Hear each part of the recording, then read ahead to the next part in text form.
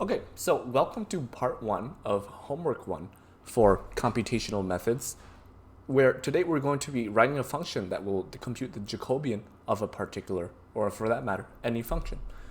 So before we hop into it, let's at least spend some time to understand what a Jacobian is, so we understand what the motive behind what we are coding out today is, and the means. So the motive is a Jacobian, in essence, finds the first derivative of a vector function. A vector function being a function that takes in multiple independent variables and spits out multiple dependent variables. In the context of our homework, that's going to be x, y, and z. Dependent variables, which is representing points in 3D space. In essence, a Jacobian is a matrix which collects the partial derivatives of our vector function. Okay? And the means by which we're going to compute this is very simple. It's just going to be the definition of a derivative. Remember that from Calc 1? The definition of a derivative states that the derivative, instantaneous slope, is equal to the difference between the function computed at a point and another point that's infinitesimally different. The independent variable is incremented by an infinitesimally small amount, and all of that divided by the same infinitesimally small amount. So let's hop into Python. And within Python, we're going to use a concept called closure. In essence, we're going to write a function. Let's call this get Jacobian. We're going to write a function which returns another function. Okay, nested functions. And the reason why we want to do that is because we want to use the idea of closure to return a function that computes our Jacobian at any point. So the outer function is get Jacobian, and we feed it a mathematical function that we want to obtain the Jacobian of, right? And within get Jacobian, we want to define the actual Jacobian function, okay? What does this Jacobian function do? Well, it's going to compute our actual Jacobian. What do we need for that? We need some set of initial independent variables, x naught. This can be 1, or it can be more than 1, okay? And this will be important later. And a increment value. In this case, since it's a rather simple computation, we're just going to define it as 10 to the negative 8th. That's rather small enough, right? Now, the reason I mentioned that x can be 1 or it can be more than 1 is because if it is 1, Python will treat it as a scalar value and therefore make it incompatible with the matrix math that we're going to perform.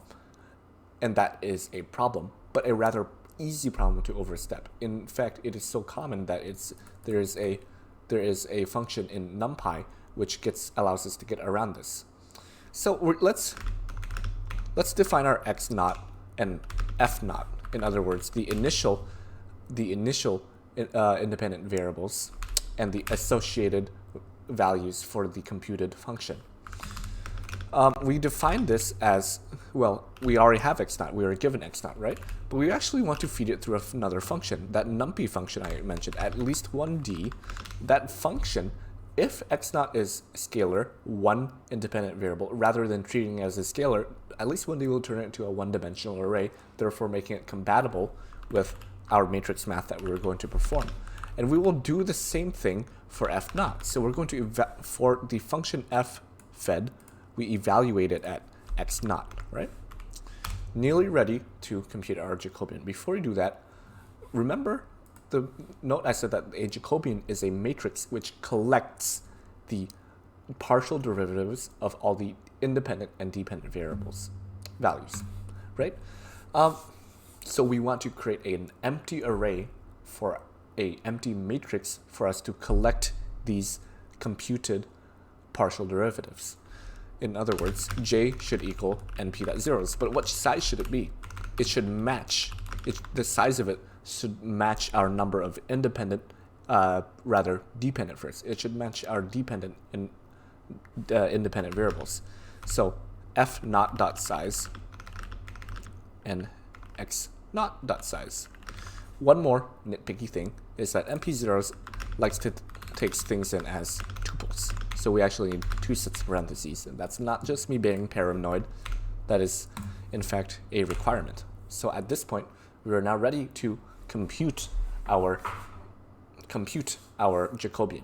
And we do that by means of a for loop, because we want to iterate through our Jacobian matrix and fill those values, okay? So for I in range, we're going to use x naught here, okay? So x naught dot size. Excuse me. We want to iterate our independent variables by dx, right? But we don't want to just go off and say that, well, x equals, x naught plus dx. That's not going to work. We actually want to set x as np.copy. Because if we do that, we're actually going to edit the values of x naught, and as we iterate through, we don't want our x naught value to change. So we want to create a whole new object with the same values as x naught. Okay? Now we can say, well, x, we go through and iterate through our vector for independent variables, and we increment it by an infinitesimally small amount defined here. Okay? At this point, we're ready to begin filling our Jacobian matrix, right? And we do that by means of our good old definition of a derivative, okay? Where the definition of a derivative states that it's equal to the difference between the f evaluated at a incremented independent variable, we've already incremented it in the previous line of code, subtracted by the initial value of the function prior to that increment, okay? All divided by dx, okay? And we'll want to be smart about how we put this in, okay? There we go. Now what? Here we will return our Jacobian matrix, okay? At this point, after the for loop, we've created an empty matrix of the correct size for Jacobian, and we've gone off and filled it. So this is now a filled Jacobian matrix, numerically. And then we go off here and return our actual Jacobian function, okay? So let's go off and take a look at this. So our Jacobian is going to equal get Jacobian. And quick, for if you're not familiar with the context of our problem, we're working with a helix here. Looks like a spring, right?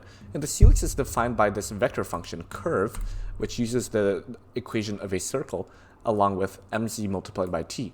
You notice that it's parameterized, so we are using values of time here. And this mz is, you notice, is linear. Mz is a linear rise in altitude, hence creating our spring shape, okay? And you'll notice that r and mz remain constant. Our only independent variable is t. So we go down here and use a very useful feature in Python called a lambda function.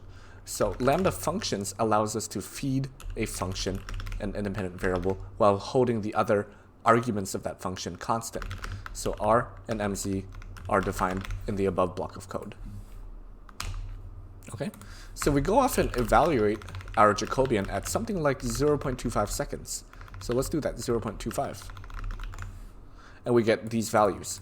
Let's look at JAX. JAX being Google's, I don't know whether or not I want to call it machine learning. Let's just call it Google's own in-house package for lots of things. So JAX actually has its own Jacobian method, which it uses automatic differentiation to compute, which is far more advanced than what we've written above here. So let's go off and let's call this JAX Jacobian. So get JAX Jacobian equals JAX.Jacobian of our function, and let's do that again. Same deal here, okay? And let's evaluate JAX.Jacobian at 0.25. Okay? And you'll notice, you'll also notice that JAX tends to put it out in a row vector, where we do it in column. This is more easy to work with other computations, but for our function, we actually like it to be more accurate to a hand calculation. So this would be the correct orientation if we had calculated by hand the Jacobian of the function. So here, you'll notice that these values, well, they line up pretty close, which tells us that we have a working function which computes the Jacobian of a vector function.